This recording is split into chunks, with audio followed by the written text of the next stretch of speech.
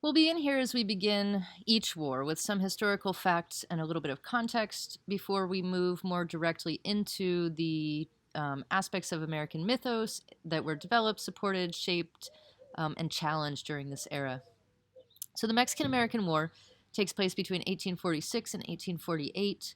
Um, the reason, pretty unambiguously, is territorial expansion. This was an absolute land grab. That's what it was, and it was really the martial expression in a lot of ways of manifest destiny, a kind of doctrine, American doctrine that we will come back to in just a moment. In this war, we're not liberating anybody, um, though there were some pretty disingenuous arguments to that effect made for that cause. Mexico had already outlawed slavery conditionally in 1829. Um, and that really set off Texas slaveholders. There were folks in Texas who found that to put them in a place of illegality they didn't think they should be in. So, a little background: in 1836, Texas broke from Mexico to become an independent nation, the Texas Republic. Um, Partly due to these questions of slavery, due to other things as well. But from 1836 to 1845, Texas was an independent nation, the Republic of Texas, in which, according to the Constitution of which, slavery was legal. So this was a major component of why it is that Texas chose to do what it did. Now, Mexico never accepted that independence, always saw Texas as a province in rebellion. And in 1845, the United States annexed Texas as a new state, annexed the Republic of Texas as a new state within the Union. Now, Texans like to remind the nation that Texas was the only state to enter the Union as an independent republic, and occasionally that leads to a kind of touting of their right to ultimately secede at any point. And there are secessionist movements still today in Texas. They really gained a foothold in the late 20th century that they hadn't seen for some time before. Um, a tourism and ad campaign that started in the 90s played on this. Texas, it's like a whole other country, and this shows up it's trademarked. It shows up in all kinds of different forms, and you still see it today. In fact, the right to secession was pretty roundly rejected by the Civil War, and the Supreme Court has made plain that states have no secession rights from constitutional oversight. That this is because states, as states, are themselves created in some ways by the Constitution, and that's a recent opinion. Late 20th century, Justice Scalia made that really clear. All a bit of an aside, but it does point to some of the complexities at play within Texas, which ended up leading to the Mexican American War, which itself then led to the Civil War in a lot of ways. So another thing that points at this is the Six Flags.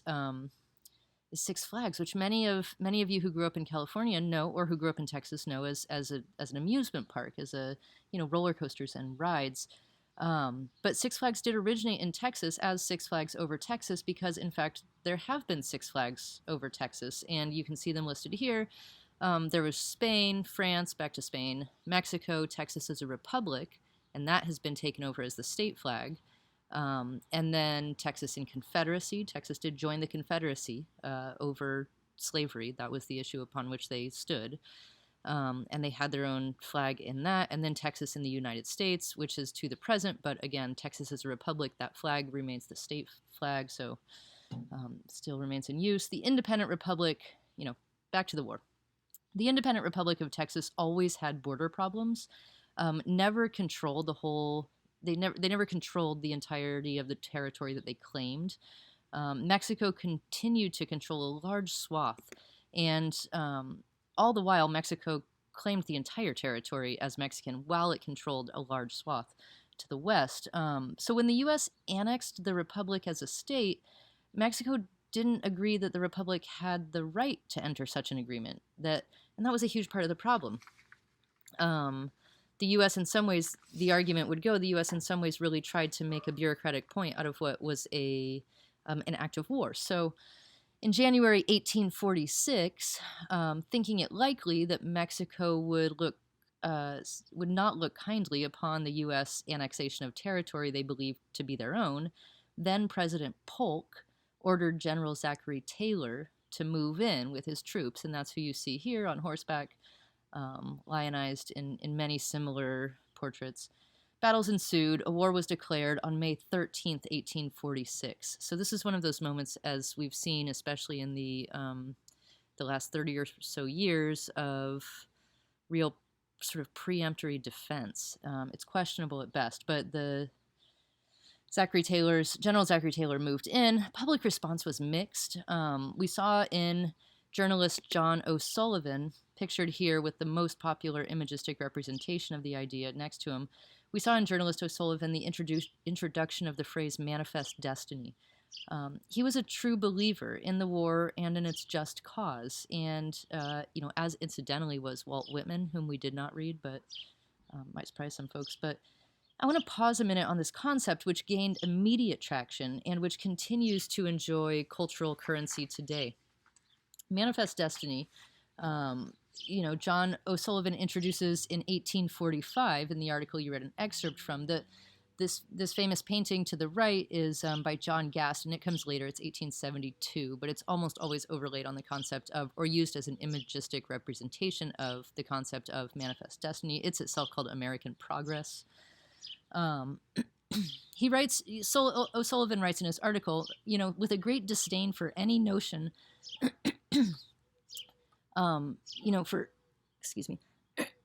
for any notion that that any other nation should be allowed to interfere in the American project. He calls it, and he's referring most explicitly to Mexico very clearly here, but he calls it a hostile interference.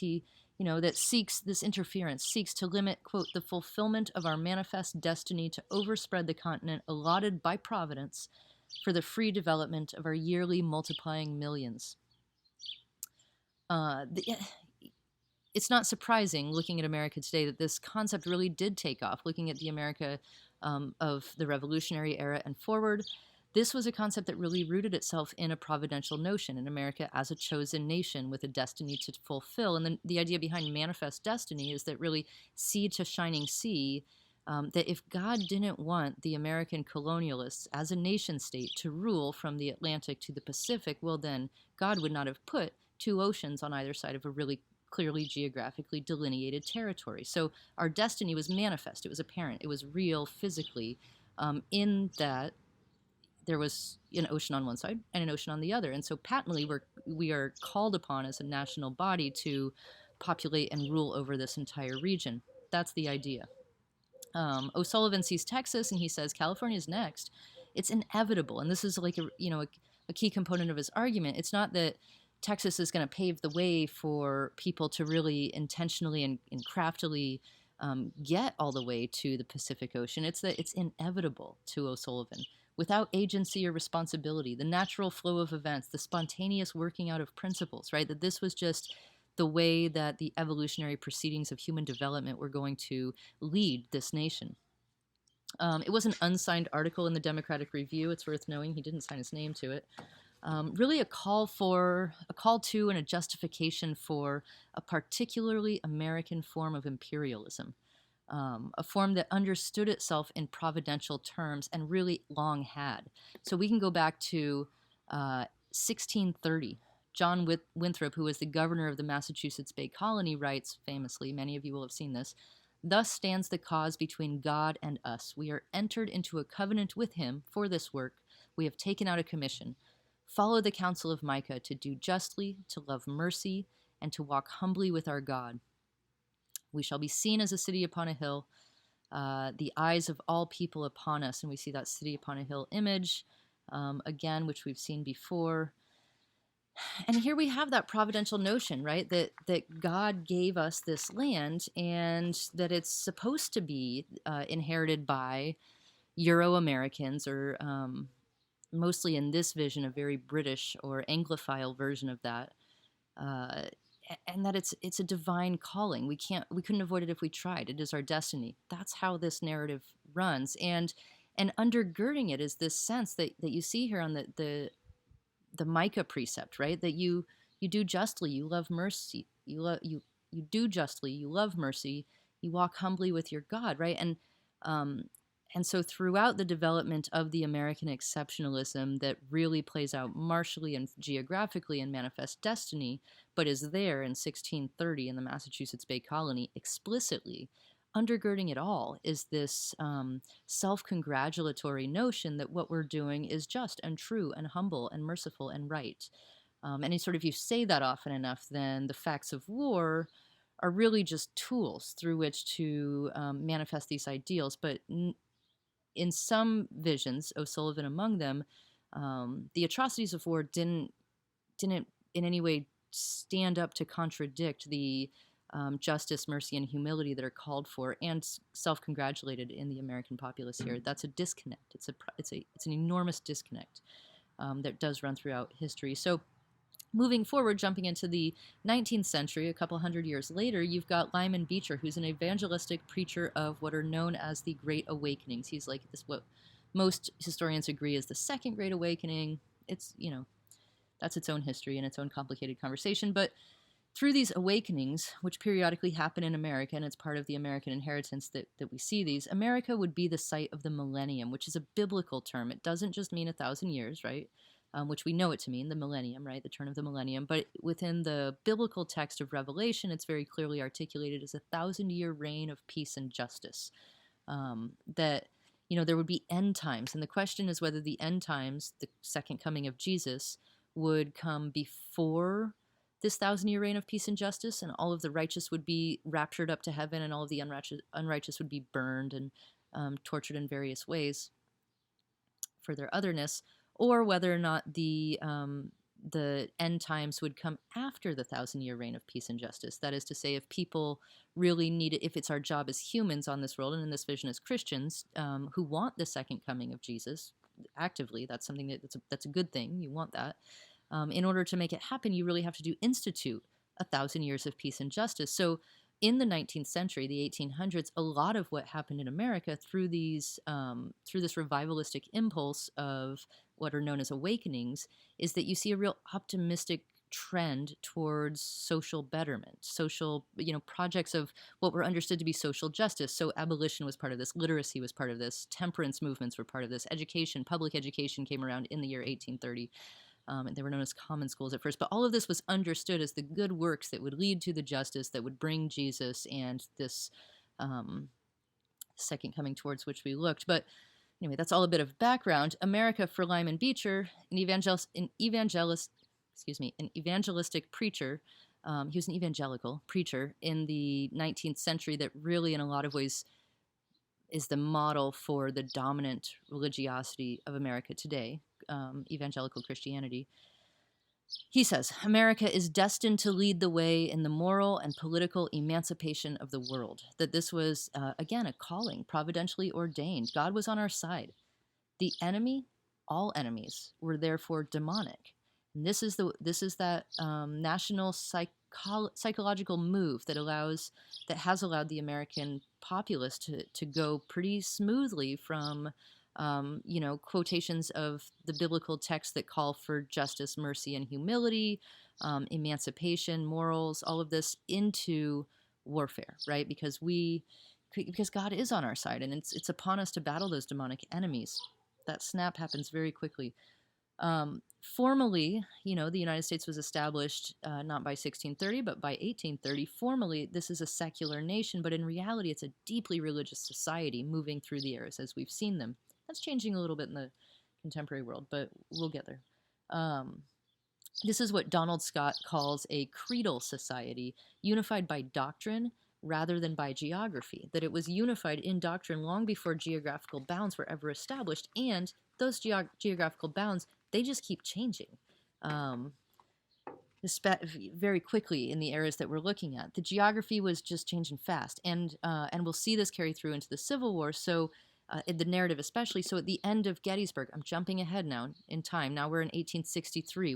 We're past the era of the Mexican-American War. We are well into the Civil War, but we see the same sentiment come up in the Lincoln's Gettysburg Address. It is for the living to be here dedicated to the great task remaining before us, that from these honored dead we take increased devotion to that cause for which they gave the last true measure of devotion, that this nation under God shall have a new birth of freedom, that government of the people, by the people, and for the people shall not perish from this earth. We will read this speech. This is a beautiful speech. Um, but what I use it for here, what I bring it up for here, is that it's a pretty clear articulation of the doctrine, in terms clearly conversant with manifest destiny, city upon the hill exceptionalism, and all of the sort of God on our side. We have a really important project that's providentially ordained that we're working towards. So all things are sort of justified. And I think back to Quinn, and they forgot that it was a story, right? And that seems to be part of what's going on here. Not everyone agreed. Not everyone agreed with the notion that, now jumping back from Lincoln back to O'Sullivan, not everyone agreed that it was our manifest destiny. It was present before us, our calling to expand territorially into the lands owned by natives and then governed by the nation of Mexico. It was that not everyone agreed, and so we see Thoreau, whom we read. We see him enter the narrative. He spent a night in jail for refusing to pay his taxes because of this war, the Mexican-American War, and because of slavery. And I want to read you a few quotes out of the excerpt that we read, Civil Disobedience. It's longer than this. It's excellent. If you've not already read it, or if it's been a while since you read the essay on the duty of civil disobedience, unabridged, I really recommend it to you. Take a look back. We read a very short version, but I'm just going to highlight a couple quotes. He says, "I ask for not at once no government, but at once a better government. Let every man make known what kind of government would command his respect, and that will be one step toward obtaining it." And so he says this kind of self-awareness of the governed is big for Thoreau, that's part of it. That it's not just on the government. He's indicting the government enormously here, but it's not just on the government. It's also on citizens, on people. And by men, I'm going to just assume that he, of course, meant women too. It's on us to know what we want, to think about it, and to have a hand in its construction. This is from the next page. "How does it become a man to behave toward this American government today? What's the right way to behave? I answer that he cannot without disgrace be associated with it. I cannot for an instant recognize that political organization as my government, which is the slave's government also." And as I said, it was not just the Mexican-American War. That kind of lit the fire and moved him to act and to write, but he had long been against slavery, against the government that supported it. So, in other words, when a sixth of the population of a nation which was undertaken to be the refuge of liberty are slaves, and a whole country is unjustly overrun and conquered by a foreign army and subjected to military law, I think that it is not too soon for honest men to rebel and revolutionize. What makes the duty the more urgent is the fact that the country so overrun is not our own, but ours is the invading army. And here he refers to the Mexican-American War. "Under a government which imprisons any unjustly," says the quote on the page, on the screen, "the true place for a just man is in prison." And this, it's a little cartoony, but the legendary apocryphal exchange between Thoreau and Emerson I've put next to it because it does speak really well. It may or may not have happened, but it does speak really well to Thoreau's insistence that civil disobedience is a duty. It's a civic duty. It's required. He wasn't a proponent of violence. He didn't think that would work, and he also didn't think it was just. But he didn't think that that there was any justification for aligning oneself with or responding positively or obediently to a government that was itself fundamentally unjust. So the last quote: "Under a government which imprisons any unjustly, the place for a true man is also a prison," right? That's what we just read. Where the state places those who are not with her but against her, it is the only house in a slave state in which a free man can abide with any honor." That is to say, you don't want to be with the state on these issues. So not everyone agreed, and he was a very influential presence, a vocal presence, and one that's carried through to this civil disobedience and social justice movements of the 20th century.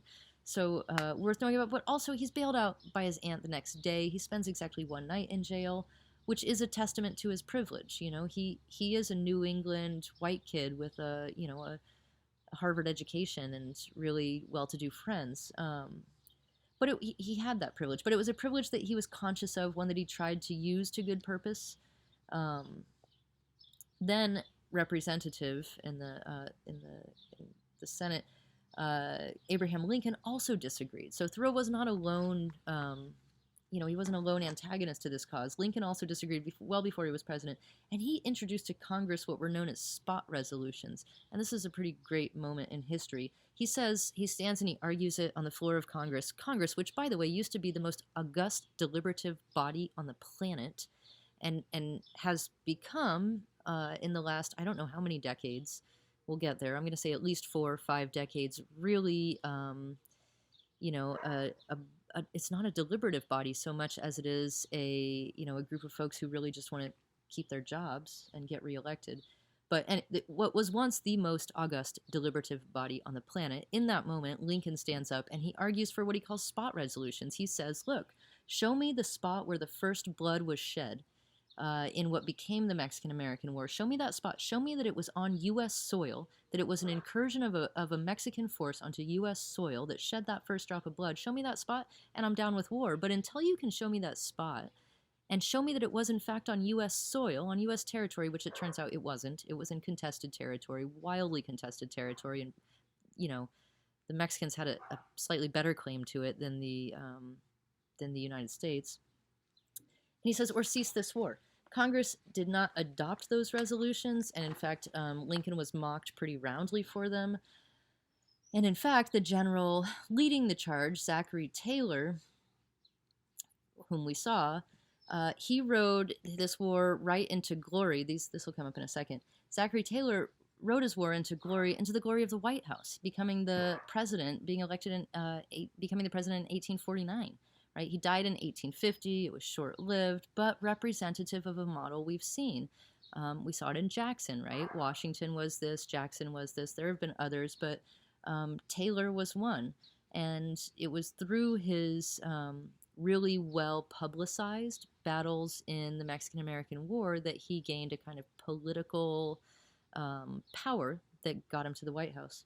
Now, speaking of publicized, right, that's where we're at now. And really another thing to know about the Mexican-American War is that it pretty immediately followed a media revolution, a print revolution, where cheap newspapers became readily available for the first time. This was the first war wherein public opinion mattered, because the public had an opinion, because they were keeping up with kind of daily dispatches from the front. They got soldiers' letters, and there were journalists who were paying attention. There was all manner of political cartoons coming out of it, and political portraits, and it helped to sway public opinion. This is the first war in which public opinion really helped to sway events. It was all over the papers, and we will of course see much more of that, where public opinion and a mediated response to war does play an oversized role in determining martial policy for the nation. But again, things get more complicated, and we will get there. Next time we will turn, we'll still be with the Mexican-American War, and we will turn to some dissenting voices from within the Mexican and Mexican-American community, and some artistic responses. So I look forward to that.